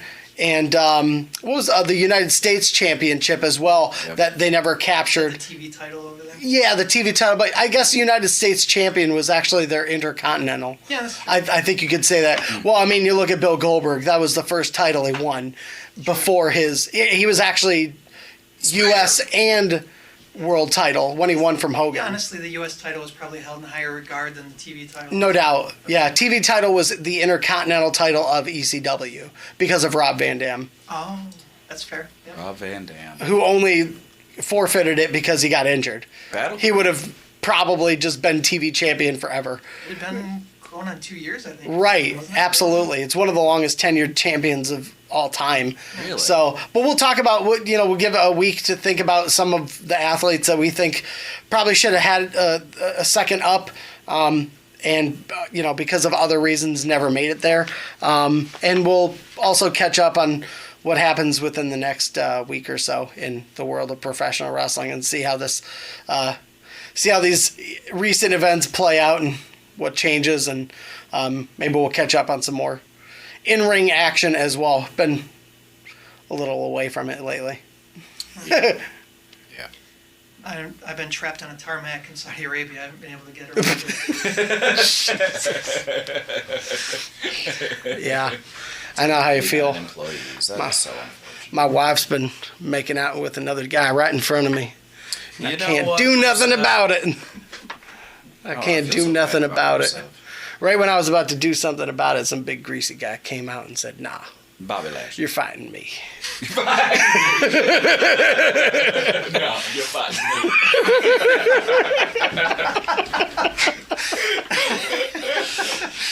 Oh, gold standard. Anyway, all right. The Crucial Squared Circle. Remember, I was going to say register. That's not the proper terminology. Register online at www. No, subscribe to our channel if you like our ridiculous banter. I like it. Oh, yeah, I know. I'm having fun. If you're not having fun, I registered last week. right. You registered and donated blood. So, we'll be back again next week. Crucial Squared Circle and all that good stuff. Make sure you subscribe to the YouTube, 1049 The Edge, and check us out on Facebook as well. And you can also search for the Most Crucial Podcast on Facebook as well. We'll see if we can get this bad boy on Apple too soon, but we'll be back next week. Thanks for hanging out.